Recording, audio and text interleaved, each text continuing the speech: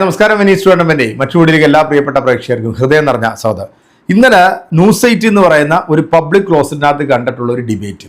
ഈ ഒരു ഡിബേറ്റ് കണ്ടു കഴിഞ്ഞപ്പോഴത്തേക്ക് സത്യം പറഞ്ഞാൽ ഞാൻ ചിരിച്ചുപോയി. കാരണം ഈ വലിയ മന്ത് മറച്ചു വെച്ചിട്ട് ചെറിയ മന്തിനെ കുറിച്ചിട്ട് പറയുന്നത് കേൾക്കുമ്പോഴത്തേക്ക് നമ്മൾ ആരാണെങ്കിലും ചിരിച്ചു പോകുമല്ലോ. കേരളത്തിലെ ജനങ്ങളെ വിഡ്ഢികളാക്കാമെന്ന് ഈ പറയപ്പെടുന്ന ആരും വിചാരിക്കേണ്ട.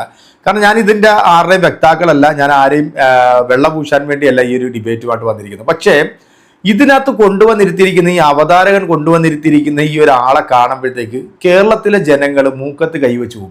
കാരണം കാളകൂട വിഷം നിറച്ചിട്ടുള്ള ഈ RB ബാബു എന്ന് പറയുന്ന ഒരു ഊളനെ കൊണ്ടുവന്നിരുത്തിയിട്ടാണ് വേറൊരാളെ കുറിച്ചിട്ട് ഇങ്ങനെ പറയാൻ വേണ്ടി കൊണ്ടുവന്നിരുന്നത്. അതോടൊപ്പം തന്നെ ഇതിൻ്റെ അവതാരകനായിട്ടുള്ള മഞ്ജീഷ് എന്ന് പറയുന്ന ഈ ഒരു അവതാരകനുണ്ടല്ലോ, ഈ ആവണക്കണെങ്കിൽ കടവറങ്ങിയതിൻ്റെ നയം എന്ന് പറയുന്ന കണക്ക് ഇടക്കിടക്ക് ഓരോ കുത്തുകുത്തും ഇതിനകത്തിട്ടുണ്ട്. എന്താണെങ്കിലും ഈ ഒരു ഡിബേറ്റിന്റെ പ്രിയപ്പെട്ട പ്രേക്ഷകർ നിങ്ങൾ കാണണം. കഴിഞ്ഞ ദിവസം SDPIയുടെ ദേശീയ നേതാവായിട്ടുള്ള ഒരു വ്യക്തിയെ ED ചോദ്യം ചെയ്യാൻ വേണ്ടി വിളിച്ചു. അവസാനം അദ്ദേഹത്തിനെ അറസ്റ്റ് ചെയ്തു. കാരണം പോപ്പുലർ ഫ്രണ്ട് എന്ന് പറയുന്ന സംഘടന നിരോധിക്കപ്പെട്ട സംഘടനയാണ്.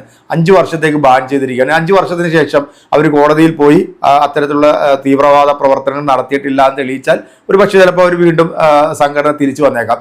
എന്താണെങ്കിലും രാജ്യവിരുദ്ധമായി നിൽക്കുന്ന അല്ലെങ്കിൽ രാജ്യത്തിന് വിരുദ്ധമായിട്ട് പ്രവർത്തിക്കുന്ന അതാര് തന്നെയാണെങ്കിലും അത് നിയമപരമായ രീതിയിൽ ശിക്ഷിക്കപ്പെടുക തന്നെ ചെയ്യണം. അതിനകത്ത് ഇവിടെ ഒന്നും ആർക്കും ഒരു അഭിപ്രായ വ്യത്യാസമില്ല. പക്ഷേ സംഘപരിവാർ പ്രസ്ഥാനത്തിന് വേണ്ടി വന്നിരുന്നുകൊണ്ട് ഈ കുറച്ച ആളെ കണ്ടപ്പോഴത്തേക്കാണ് എനിക്ക് ചിരി വന്നത്. കാരണം രാജ്യത്ത് അല്ലെങ്കിൽ രാജ്യത്തിന്റെ നന്മയ്ക്ക് വേണ്ടി പ്രവർത്തിക്കുന്ന സംഘടനയാണല്ലോ അല്ലെ RSS. ഏതാണ്ട് 100 വർഷം തികയാണല്ലോ.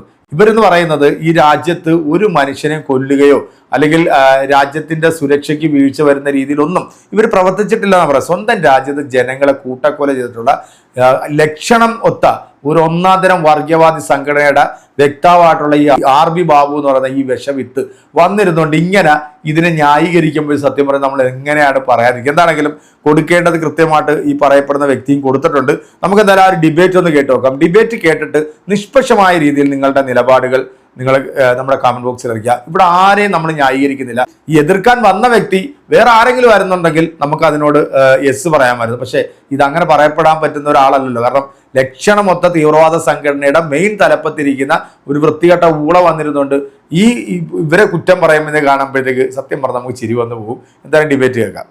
എന്ത് തെളിവിന്റെ അടിസ്ഥാനത്തിലാണ് ഈ പറയുന്നത്? ഇപ്പൊ ഇഡിയുടെ വിഷയത്തിൽ നമ്മുടെ കേന്ദ്ര സർക്കാർ പാർലമെന്റിൽ തന്നെ കൃത്യമായ ഡാറ്റ വെച്ചിട്ട് മറുപടി പറഞ്ഞിട്ടുണ്ട്. ഇന്ത്യയുടെ ആഭ്യന്തരമന്ത്രിയായിരുന്ന P ചിദംബരം മുതൽ ഇപ്പോ കെജ്രിവാൾ, മനീഷ് സിസോദിയ, രാഹുൽ ഗാന്ധി, സോണിയാഗാന്ധി, ഹേമന്ത് സോറൻ അടക്കമുള്ള വിവിധ ആളുകളെ വേട്ടയാടിയ ED സുപ്രീം കോടതി ഇപ്പൊ ഞങ്ങൾ ഈ പറയുന്ന പോപ്പുലർ ഫ്രണ്ടിന്റെ ആളുകളുടെ കേസിൽ കഴിഞ്ഞ 2 മാസം മുമ്പ് സുപ്രീം കോടതി അവർക്ക് 3 ആളുകൾക്ക് ജാമ്യം കൊടുത്തുകൊണ്ട് ഒരു വിധിയുണ്ട്. അതിൽ പറഞ്ഞേക്കുന്നത് ഇഡിയുടെ ഈ കള്ളപ്പണ ആരോപണം തെളിയിക്കാൻ കഴിഞ്ഞിട്ടില്ല. മിനിമം ഒരു ചെക്കോ അല്ലെങ്കിൽ എന്തെങ്കിലും രേഖയോ പോലും തെളിയിക്കാൻ കഴിഞ്ഞിട്ടില്ല എന്ന് ആ കേസിൽ സുപ്രീം കോടതി പറഞ്ഞിട്ട് അവർക്ക് ജാമ്യം കൊടുത്തിട്ടുണ്ട്. എന്നിട്ട് ഇത് SDPIയുടെ പേരിൽ കെട്ടിവെക്കാനുള്ള ഗൂഢശ്രമം. അപ്പൊ ഇത് പ്രതിപക്ഷ കക്ഷികൾക്കെതിരെ കഴിഞ്ഞ കുറെ കാലങ്ങളായിട്ട് കേന്ദ്രത്തിലെ BJPയുടെ ഫാഷിസ്റ്റ് ഭരണകൂടം, RSSന്റെ ഫാഷിസ്റ്റ് ഭരണകൂടം നടത്തിക്കൊണ്ടിരിക്കുന്ന വേട്ടയുടെ തുടർച്ചയാണ്. ഏറ്റവും ഒടുവിലത്തെ ഇരയാണ് ഇപ്പൊ MKFIC. അതിലെ ഏറ്റവും വലിയ കള്ളപ്പണക്കാരൻ, ഹവാല ഇടപാടുകാരനായിട്ട് കഴിഞ്ഞ നിയമസഭാ തെരഞ്ഞെടുപ്പിൽ 2021 നിയമസഭാ തെരഞ്ഞെടുപ്പ് അട്ടിമറിക്കാൻ വേണ്ടി 400 കോടിയിലധികം രൂപ K സുരേന്ദ്രൻ എന്ന BJP സംസ്ഥാന പ്രസിഡന്റ് കൊണ്ടുവന്നിട്ട് ഇവിടുത്തെ അന്വേഷണ ഏജൻസി EDയെ ക്ഷണിച്ചു. ആ വിഷയത്തിൽ എന്താ ED ആ കേസ് ഏറ്റെടുക്കുക? കൃത്യമായ തെളിവുകളുണ്ട്.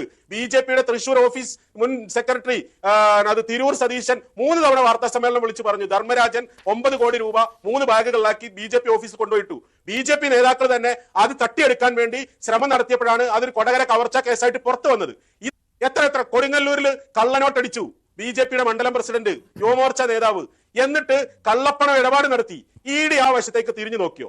മുമ്പല്ലേ നമ്മുടെ പാകിസ്ഥാന് വിവരങ്ങൾ, ISIക്ക് വിവരങ്ങൾ ചോദിച്ചു എന്ന് പറഞ്ഞിട്ട് കേരളത്തിൽ നടക്കും ഒരു മലയാളി അടക്കം 3 പേരെ രാജ്യദ്രോഹ പ്രവർത്തനങ്ങൾക്ക് അറസ്റ്റ് ചെയ്തിട്ട് എന്ത് ചർച്ചയാണ് ഇവിടെ ഉണ്ടായത്? അതെന്താ അതിന്റെ ബന്ധങ്ങൾ? ട്രെയിൻ അട്ടിമറി സംഭവം പുനലൂരില് അങ്ങനെ സംഭവം. അതിന്റെ ഒന്നും തീവ്രവാദ ബന്ധമോ ഭീകരവാദ ബന്ധമോ നിങ്ങൾ ന്യൂസ് 8 പോലും ചർച്ച ചെയ്തിട്ടില്ലല്ലോ മഞ്ജുഷേ. RSS രാജ്യത്ത് നടത്തിക്കൊണ്ടിരിക്കുന്ന വിധ്വംസക പ്രവർത്തനങ്ങളും ലക്ഷണമൊത്ത ഒരു ഭീകര സംഘടന എന്ന രീതിയിൽ കൊലകളും കൊള്ളകളും ബലാത്സംഗങ്ങളും അതുപോലെ തന്നെ ആൾക്കൂട്ട കൊലപാതകങ്ങളും അടക്കം ഗാന്ധി വരെ കൊന്ന ആ RSS ഇവിടെ ഒരു പക്ഷത്ത് ഇവിടുത്തെ ഭീകരത ഉണ്ടായിക്കൊണ്ടിരിക്കുമ്പോൾ ആ RSSന് അടിമപ്പെടാതെ, അടിമത്തം പേരാതെ അതിനെ ശക്തമായിട്ട് എതിർത്തുകൊണ്ടിരിക്കുന്ന പ്രതിരോധത്തിന്റെ രാഷ്ട്രീയം ഉയർത്തുമ്പോൾ അതിനെതിരെ ഭരണകൂടം വേട്ടയുമായിട്ട് വരുമ്പോ അതിനെ മാത്രം പ്രൊമോട്ട് ചെയ്തുകൊണ്ട് അതിൽ ഏതെങ്കിലും ഒരു രീതിയിൽ SDPI കോർണറൈസ് ചെയ്യാൻ നിങ്ങൾ എന്തിനാണ് വികസിപ്പെടുന്നത്? ബ്ലോക്ക് പഞ്ചായത്ത് മെമ്പറായിട്ട് തെരഞ്ഞെടുത്ത SDPI കാരൻ ജനപ്രതിനിധിയായിട്ട് തന്നെ വന്നിട്ടുണ്ടല്ലോ, ഒരു ജനപ്രതിനിധി തന്നെ ഉണ്ടല്ലോ. കൈവെട്ട് കേസിലെ പ്രതിയായിരുന്നില്ലേ? ആരെയാണ് അജ്മലെ ഈ പൊട്ടനാക്കുന്നത്? ആരെയാണ് മണ്ടന്മാരാക്കുന്നത്? കേരള ഹൈക്കോടതിയിൽ 2 തവണയാണ് കേരള സർക്കാർ SDPIയും പോപ്പുലർ ഫ്രണ്ടിനെയും ഭീകരവാദ സംഘടനയാണെന്ന് വ്യക്തമാക്കിയിട്ടുള്ളത്. കേരള ഹൈക്കോടതിയിൽ 2 തവണയാണ് SDPIയും പോപ്പുലർ ഫ്രണ്ട്, അന്ന് പോപ്പുലർ ഫ്രണ്ട് ഭീകരവാദ സംഘടനയാണെന്ന് പറഞ്ഞപ്പോ നിങ്ങളൊക്കെ പോപ്പുലർ ഫ്രണ്ടിനെ പ്രൊട്ടക്ട് ചെയ്യാൻ രംഗത്ത് വരികയാണ് ചെയ്തത്. SDPIയും പോപ്പുലർ ഫ്രണ്ടും ഭീകര സംഘടനകളാണെന്ന് അഫിഡാവിറ്റ് കൊടുത്തിട്ടുണ്ട്. നിങ്ങൾക്കറിയാമോ? നിങ്ങൾ ആരെയാണ് ഈ മുഴുവൻ ജനങ്ങളെ മണ്ടന്മാരാക്കാൻ നോക്കുകയാണോ? മുഴുവൻ തീവ്രവാദ പ്രവർത്തനങ്ങൾ, രാജ്യം മുഴുവൻ അട്ടിമറി പ്രവർത്തനങ്ങൾ, വിദേശ ഫണ്ട് ഉപയോഗിച്ചുകൊണ്ട് രാജ്യത്ത് നിന്ന് ആളുകളെ റിക്രൂട്ട് ചെയ്യുക, IS-ലേക്ക് റിക്രൂട്ട് ചെയ്യുക, പരിശീലന ക്യാമ്പുകൾ നടത്തുക, ഇതെല്ലാം ചെയ്തുകൊണ്ട് രാജ്യത്തെ അട്ടിമറിക്കാൻ നടത്തിക്കൊണ്ടിരിക്കുന്ന പ്രവർത്തനങ്ങളിൽ ഈ രാജ്യത്തെ ഭരണ ഏജൻസികൾ, അന്വേഷണ ഏജൻസികൾ നിങ്ങളെ കുറ്റക്കാരായി കണ്ടെത്തി നിങ്ങളെ നിരോധിച്ചു. നിങ്ങളെ 5 വർഷം നിരോധിച്ചു. നിങ്ങൾ സുപ്രീം കോടതി പോയി, സുപ്രീം കോടതി പറഞ്ഞു ഹൈക്കോടതി പോയി. നിങ്ങളുടെ ആളുകൾക്ക് ജാമ്യം കൊടുത്തു ചില കോടതികൾ, അവരുടെ ആ ജാമ്യം തള്ളിക്കളഞ്ഞു സുപ്രീം കോടതി. നിങ്ങൾക്കറിയാമോ, നിങ്ങൾ ഈ രാജ്യത്തെ അട്ടിമറിക്കാൻ ശ്രമിക്കുന്ന ഭീകര ശക്തികളാണ്. നിങ്ങൾക്ക് താലിബാനുമായിട്ട് ബന്ധമുണ്ട്, നിങ്ങൾക്ക് ലഷ്കർ തൊയ്ബായിട്ട് ബന്ധമുണ്ട്, നിങ്ങൾ IS-ലേക്ക് റിക്രൂട്ട് ചെയ്യുന്ന സ്ഥാപനമാണ്, പാർട്ടിയാണ്. എന്നിട്ട് നിങ്ങൾ ഈ നാട്ടുകാരെ മുഴുവൻ പറ്റിക്കാൻ വേണ്ടിയിട്ട് ഇവിടെ വന്നിട്ട് RSS എന്ന് നാല് നേരം വിലപിച്ചിട്ടൊന്നും കാര്യമില്ല.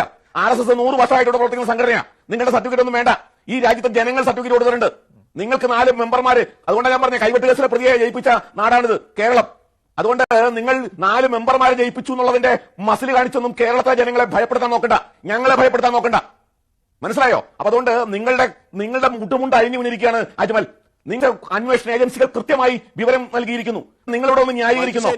ശരി, അജ്മൽ പറഞ്ഞോളൂ ഇതല്ല. പക്ഷേ ഈ ഫൈസി എന്ന് പറയുന്നയാൾ നിങ്ങളുടെ ദേശീയ പ്രസിഡന്റ് PFIയിൽ നിന്ന് ഫണ്ട് മേടിച്ചിട്ടുള്ള കാര്യവും അതുപോലെ തന്നെ കാൻഡിഡേറ്റ്സിനെ നിശ്ചയിക്കുന്നത് ഫൈസി സാഹിബ് എന്ന ബാബു ഇവിടെ പുലമ്പുന്ന സ്വബോധം നഷ്ടപ്പെട്ട് പറയുന്ന കാര്യങ്ങൾ വളരെ വ്യക്തമാണ്.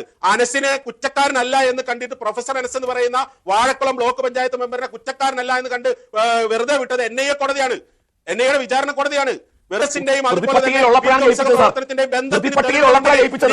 നിങ്ങളുടെ പാകിസ്ഥാനിലെ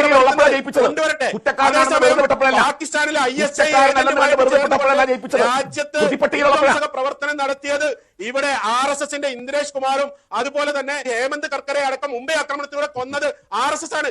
കാവി ഭീകരത മഹാരാഷ്ട്ര ആന്റി ടെററിസ്റ്റ് സ്ക്വാഡിന്റെ തലവൻ ഈ രാജ്യത്ത് പുറത്തു കൊണ്ടുവന്നപ്പോ ആഭ്യന്തരമന്ത്രി പാർലമെന്റിൽ പറഞ്ഞു ഇവിടെ കാവി ഭീകരതയാണ് നിലനിൽക്കുന്നത്.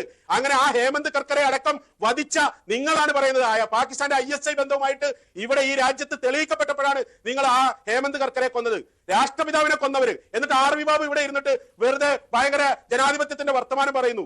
ഈ രാജ്യത്തെ ഏറ്റവും വലിയ ലക്ഷണമൊത്ത ഭീകര സംഘടനയുടെ തലപ്പത്തിരുന്ന് വന്നിട്ട് ബാക്കിയുള്ളവരുടെ മേല് ഭീകരവാദം ആലോചിപ്പിക്കാൻ താങ്കൾക്ക് എന്ത് ന്യായമാണുള്ളത്? എന്തായാലും അജ്മല് അക്കമിട്ട് നിരത്തിക്കൊണ്ടാണ് BJPയുടെയും RSSന്റെയും ഓരോ കള്ളത്തരങ്ങൾ ഇങ്ങനെ വിളിച്ചു പറഞ്ഞത്. പക്ഷെ ഒരു ഉളുപ്പും മാനവും ഇല്ലാതെ ഈ രാജ്യത്തെ ഏറ്റവും വലിയ വർഗീയ പ്രസ്ഥാനത്തിന്റെ ആളായിട്ടുള്ള വിഷം തുപ്പുന്ന ഈ RB ബാബു വന്നിരുന്നുകൊണ്ട് ഈ വിഷം ഇങ്ങനെ കൊട്ടുമ്പോൾ സത്യത്തിൽ എന്താണ് നമ്മൾ ഇതിനൊക്കെ മറുപടി പറയേണ്ടത് അല്ലേ? എന്താണെങ്കിലും അതിനൊക്കെ കൃത്യമായിട്ട് മറുപടി കൊടുത്തിട്ടുണ്ട്. ഇലക്ഷനുമായി ബന്ധപ്പെട്ടിട്ട് നമ്മുടെ BJPയുടെ ആദരണീയനായിട്ടുള്ള നമ്മുടെ ഉള്ളിച്ചേട്ടൻ കൊണ്ടുവന്ന ഹവാല പണത്തിന്റെ ഉറവിടം കണ്ടെത്താൻ EDക്ക് സാധിക്കുന്നില്ല. അപ്പം ഒരു പ്രത്യേക മതവിഭാഗത്തെ ലക്ഷ്യം വെച്ചുകൊണ്ട് അല്ലെങ്കിൽ ഇവിടുത്തെ സംഘപരിവാർ പ്രസ്ഥാനങ്ങൾക്കെതിരെ ശബ്ദിക്കുന്ന ആരുടെയും നാവ് മൂടിക്കെട്ടാൻ വേണ്ടി കേന്ദ്ര സർക്കാരിന്റെ ഒരു ടൂളായിട്ട് പ്രവർത്തിക്കുന്ന ഈ ഒരു സാധനം, ഈ ഒരു വീഡിയോയുമായി ബന്ധപ്പെട്ട് നിങ്ങളുടെ നിഷ്പക്ഷമായിട്ടുള്ള നിലപാട് നമ്മുടെ കമന്റ് ബോക്സിൽ അറിയിക്കുക. അടുത്തൊരു വീഡിയോ കാണാം. അതുവരേക്കും എല്ലാവർക്കും